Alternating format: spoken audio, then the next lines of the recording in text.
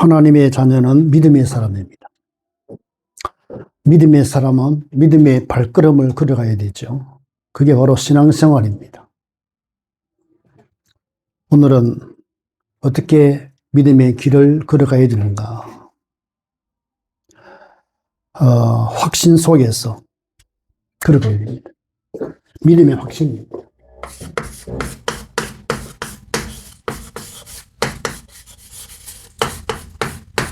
가장 듣기에 든든한 단어가 바로 믿음의 확신입니다.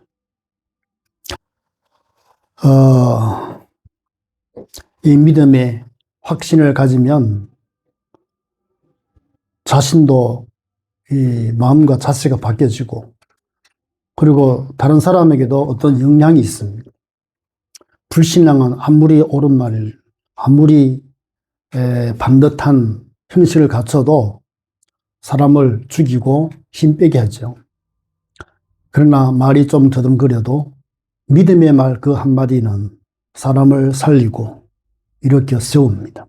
활력을 주죠. 그런데 성경에 보면 참 믿음의 말씀으로 가득 차 있잖아요.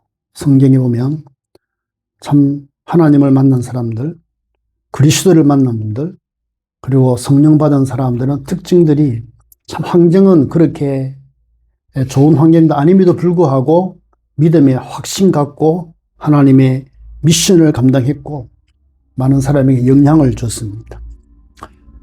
이 시대에는 어떤 면에서는 불신앙으로 살아가는 게 너무 자연스러워요. 요즘 시대가.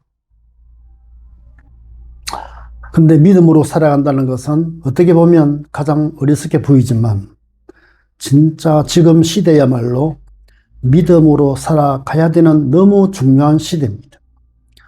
자세히 보면 믿음의 사람이 매력이 있어요. 믿음의 사람 정말로 영향력이 있습니다. 어떤 믿음을 갖고 살아가야 되는가? 구원의 확신입니다.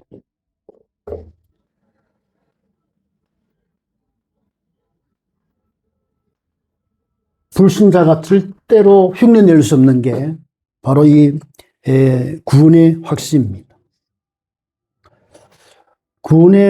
내가 구원받았다는 것은 뭘 보고 하느냐? 여러 가지 정상을 보면 속아요. 그건 다 이모션, 감정입니다. 성경은 말하기를 하나님의 아들 예수님이 믿어지면 그는 구원받은 겁니다. 무당들을 접해보면요, 그 사람 솔직하거든요. 흑암에 잡혀 있잖아요. 제일 안 되는 게 뭐가 안 되느냐? 예수 그리스도라고 하는 말은 하는데 나 예수 믿어 그 말 못해요. 예수 믿는다는 그 표현을 못합니다. 그러니까 흑암에 잡히니까 그게 안 되는 거죠. 근데 여러분 입에서 예수님은 그리스도입니다. 나는 예수님을 믿습니다. 이런 고백을 했다면 구원받은 거죠. 하나님의 자녀입니다. 아들이 있는 자에게는 증거가 있고 아들이 있는 자에게는 분명히 그게 증거라고 그랬습니다. 또 생명이 있다.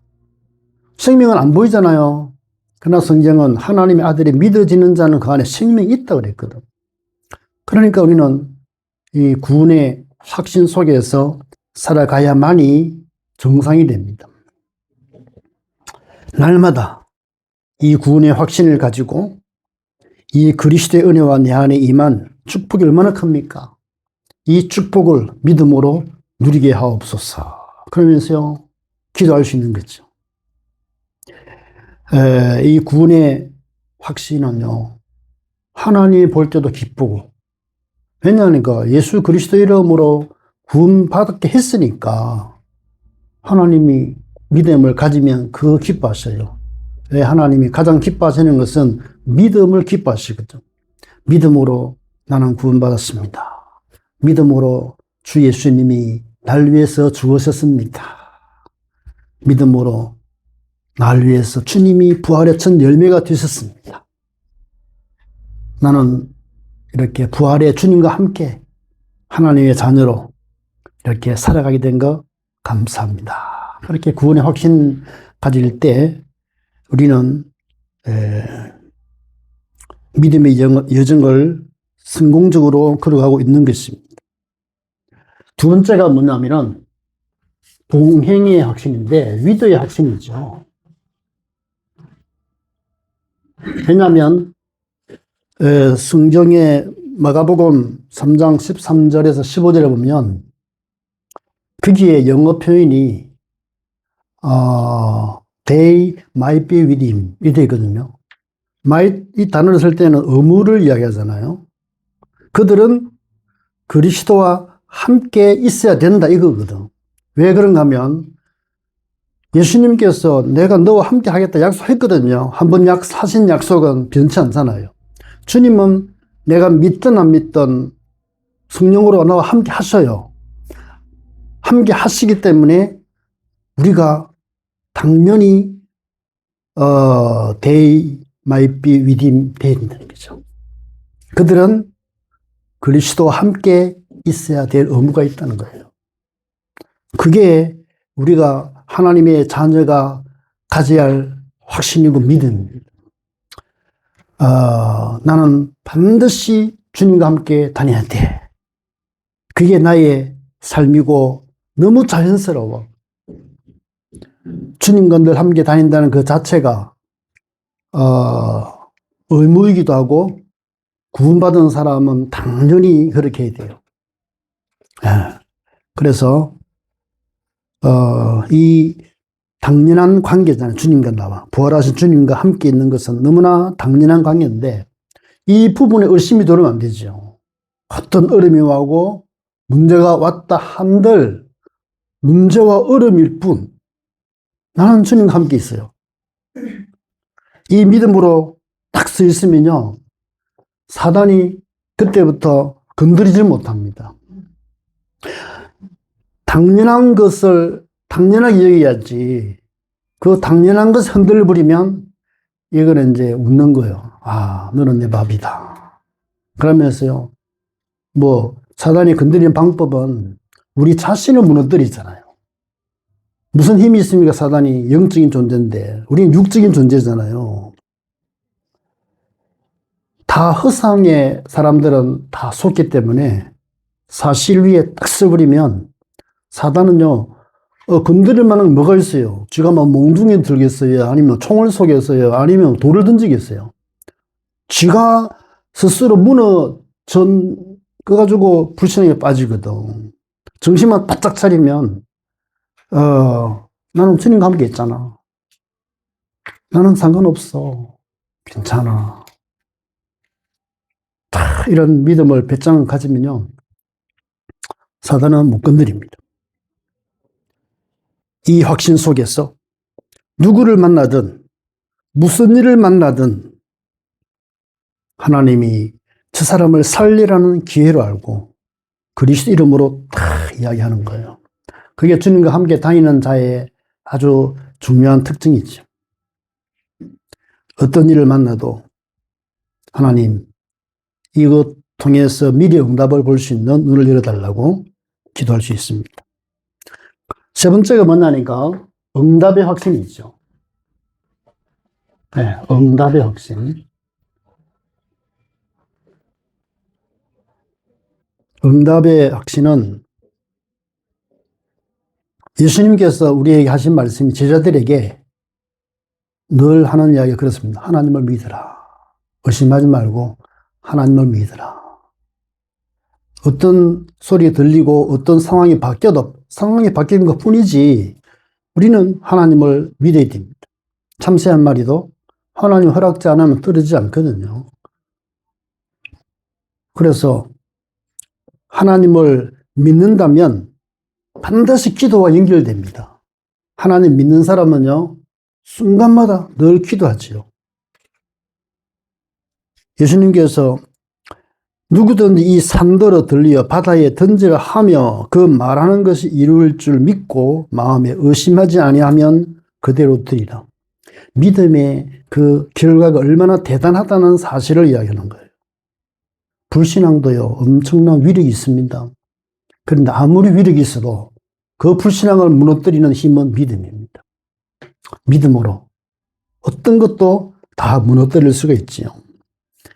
예수님께서 말씀하시기를 무엇이든지 기도하고 구하는 것은 받은 줄로 믿으라. 기도한 것은 하나님 우리 상황 아시기 때문에 기도할 때에 우리의 상황이 그대로 나와요. 우리가 두려우면 두렵다 이야기하잖아요. 힘들면 힘들다 이야기하잖아요. 그게 기도입니다.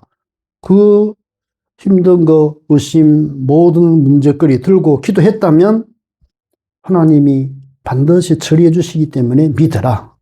기도하고 믿고 맡기면 되죠. 구하는 것은 받은 줄로 믿으라. 그래야면 너희에 그대로 드리라. 기도 응답의 확신을 가지고 조금 더 우리가 영적 집중 타임을 가진다면 그게 바로 서밋 아니겠습니까? 서밋의 특징은요, 집중력인데 하나님께 기도할 때에 영적인 집중이 되고 힘이 나거든요. 그게 일반 사람과 다른 거예요. 영적인 서밋은 무조건 모든 것을 하고 주님께 집중으로 이게 기도하는 거예요. 네. 그러면 하나님이 하나도 빠뜨리지 않고 다 들으신다는 거예요. 심지어 우리의 묵상까지. 그래서 다윗의 기도를 보면 마음의 묵상과 우리의 그것까지도 받으시기를 기도한다고 그랬잖아요. 24 기도로 도전하고 응답을 계속 받으면 결국 뭐 영원한 작품이 이루어지기 때문에 응답에 좀 확신을 갖는 게 참 중요합니다. 또 한 가지가 뭡니까? 사죄의 확신이거든요. 네, 사죄의 확신.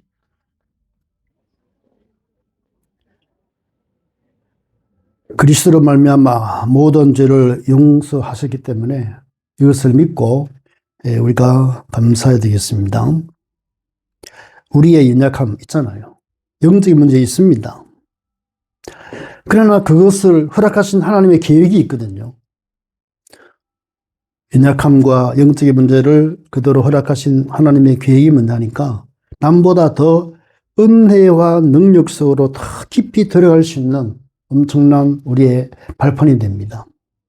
그래서 사람들은 이렇게 치유를 받는데 치유받는 정도가 다 다릅니다. 그러나 내가 볼 때는 그게 문제가 크다고 생각하지만 영적으로 보면 하나님이 얼마나 능력과 사랑이 크신지 누구보다 너는 더 깊이 치유받아라. 그래야 너를 통해서 많은 사람을 살릴 것이다.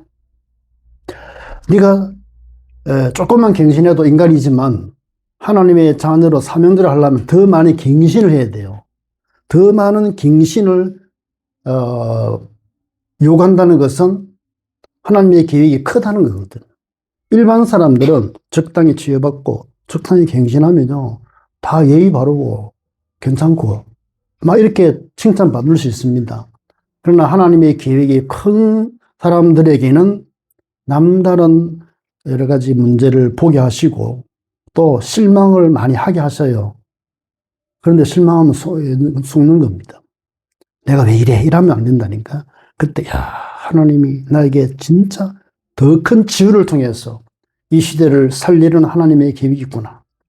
그리고 더 많이 갱신을 하나님 요구하시는구나. 그만큼 하나님 뜻이 크기 때문에 그래서 낙심하지 말고 사죄의 확신 가져야 돼요. 과거가 끝났다는 것은요. 우리 치유에 굉장히 중요합니다. 과거의 모든 거 늘 끌고 다니면 묵은 짐이잖아요. 주님이 내 모든 과거를 다 해결해 주셨고 내가 이해되지 않는 과거가 있다면 그 과거의 발판이 나에게 엄청난 하나님의 큰 계획이기 때문에 주님이 십자가 위에서 다 이루었다고 하신 그 말씀이요. 메아리 쳐가지고 여러분의 그 영혼 속에 싹 들어와야 돼요. 주님이 다 이루었다. 걱정하지 마라. 지금부터 너는 새로운 하나님의 계획에 이를 것이다. 믿음만 가지라. 사죄의 확신 가지시기 바랍니다. 마지막으로 이제 우리는 승리할 수밖에 없어요. 승리의 확신.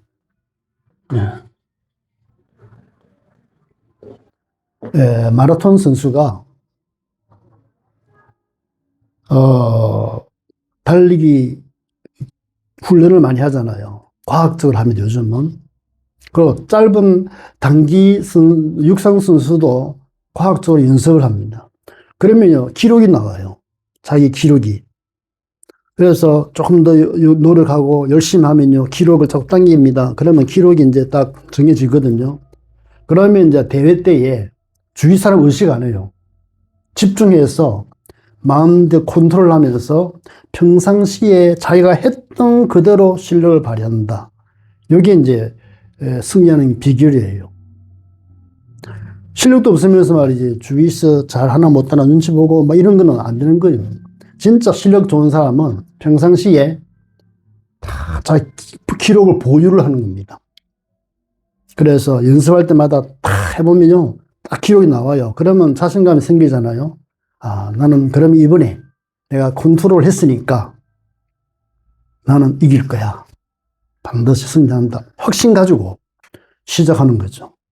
승리할 사람은 이렇게 확신합니다. 바로 그 이야기를 하고 있어요. 사람이 감당할 시험 밖에는 하나님이 허락하지 않기 때문에 하나님이 허락하셨다. 이것은 반드시 내가 감당할 수 있는 거예요. 하나님 평상시에 이렇게 믿음의 중심 보시고, 아, 이거는 감당할 수 있다고 주님이 아시고 그 시험을 주신 거예요.